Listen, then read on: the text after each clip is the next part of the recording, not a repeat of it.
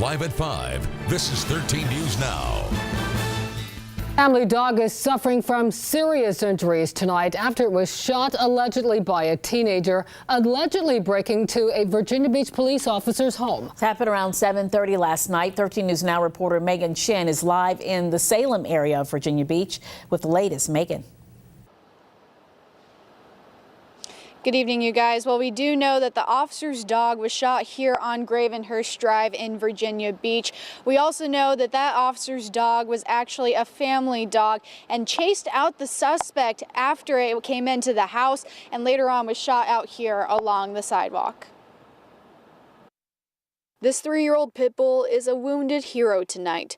Zulu here was doing his job, protecting his home on Gravenhurst Drive, where a Virginia Beach police officer, his daughter in a wheelchair, and cousin live. That's kind of scary because if they were home and she was there, she can't move because she's in a wheelchair. It all happened around 7:30 Sunday night when a man with a gun broke into the house.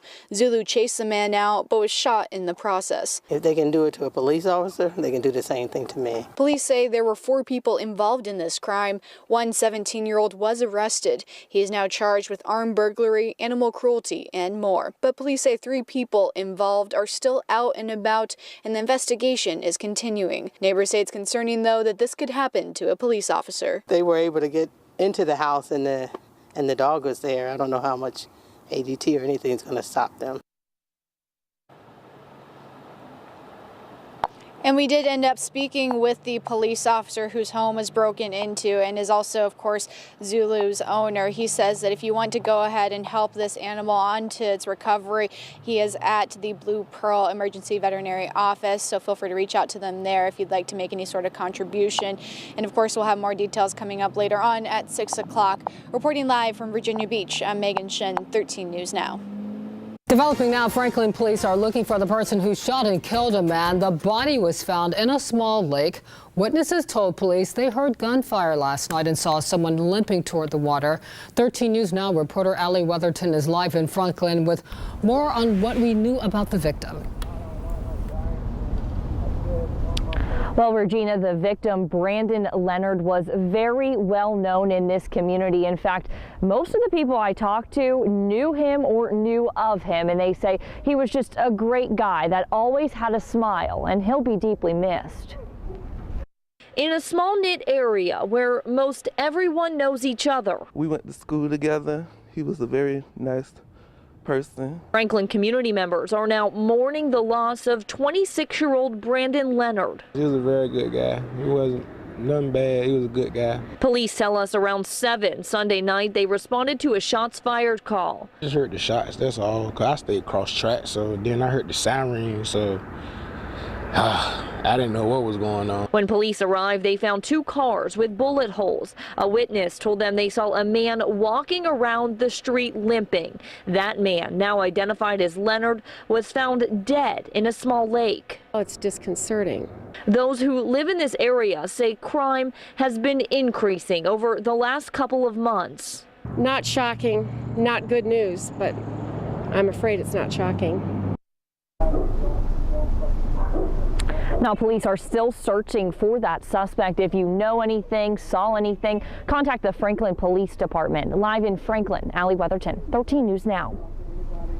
New information about an officer-involved shooting that happened in Newport News. Police say 33-year-old Charles Reed Jr. remains in the hospital tonight in stable condition. Reed was shot Saturday afternoon by a police officer. Started with a routine traffic stop, and police say Reed ran from his car with a gun on him before he was shot.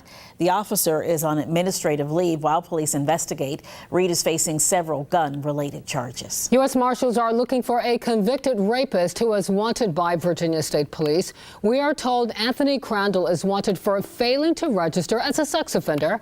Authorities say Crandall is known to spend time at strip clubs and has a history of recruiting women for prostitution. A reward of up to $750 is available for information leading to his arrest. A Maryland man will spend 5 years behind bars for abducting his girlfriend and threatening her with a gun. 2 years ago, Philip Timmons forced the woman out of her house and into his truck Once the pair reached the Chesapeake Bay Bridge tunnel, a wind advisory forced Timmons to put his surfboards on in a road cruise van.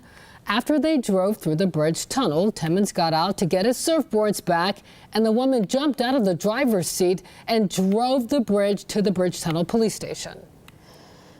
Tragedy on the tracks. At least 6 people are dead after an Amtrak train traveling south of Tacoma, Washington went off the rails. The Department of Transportation says at least 78 passengers and 5 crew were on board before it derailed and crashed onto a busy highway. Several drivers on the highway were injured, but authorities say they all survived. I was wondering if they did any dry runs on this before the passengers aboard. But yeah, it's a terrible thing. Very upsetting.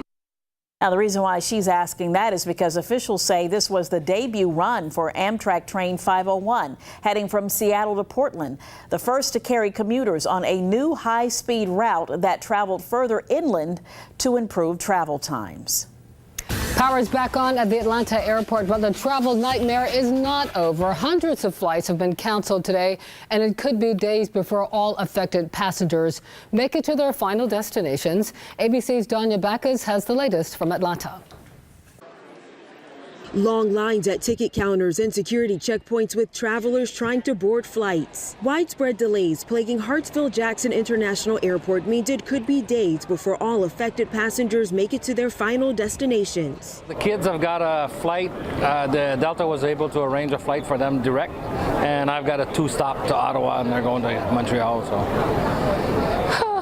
An electrical outage brought the world's busiest airport to its knees for nearly 12 hours. Everybody walk towards the center point. It's a nightmare. We have to go through the tunnels that are pitch black.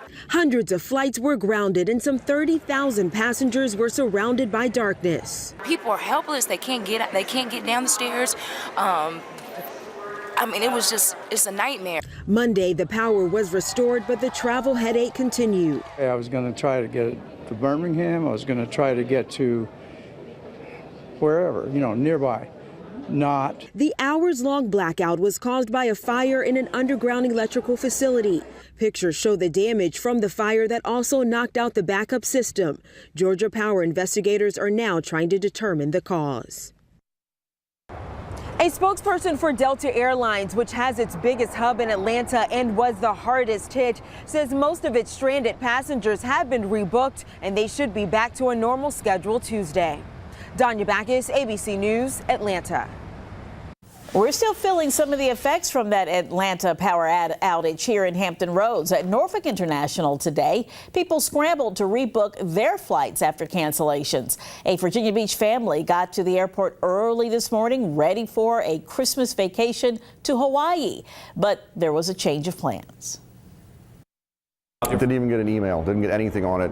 My travel agent called the night before, and she said she got the green light from them. So something happened, I guess, while we were sleeping. Delta had canceled the Sullivan's flight after a major disappointment and about an hour of waiting. The family's flight was rescheduled for tomorrow. It was the same story for many travelers 13 News Now spoke to at the airport today. Outgoing Governor Terry McAuliffe has a 2-year spending plan that he wants lawmakers to approve. The plan expands Medicaid and assumes more than $421 million in savings.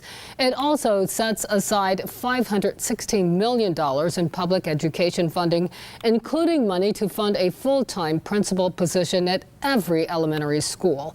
Republican legislative leaders say they will review the proposal and work to achieve a balanced budget. The Charlottesville police chief, who was criticized over the department's response to a deadly white nationalist rally this summer, is stepping down. Police Chief Al Thomas announced his retirement today, saying it's effective immediately. A report earlier this month said Thomas deleted text messages and made officers afraid of speaking with investigators. Thomas's attorney denies these claims. The city of Virginia Beach is looking for a contractor to breathe new life into the Cape Henry Lighthouse. The national monument was built many years ago and needs a new stairway. The soft sandstone base is also falling apart. The city manager says federal grants will pay for 80% of the makeover. City funds and Preservation Virginia will pay for the rest. The city will start taking bids for the project next month. If you're looking for a job, you might want to consider the newly renovated Cavalier Hotel in Virginia Beach. The business is looking to hire nearly 225 people.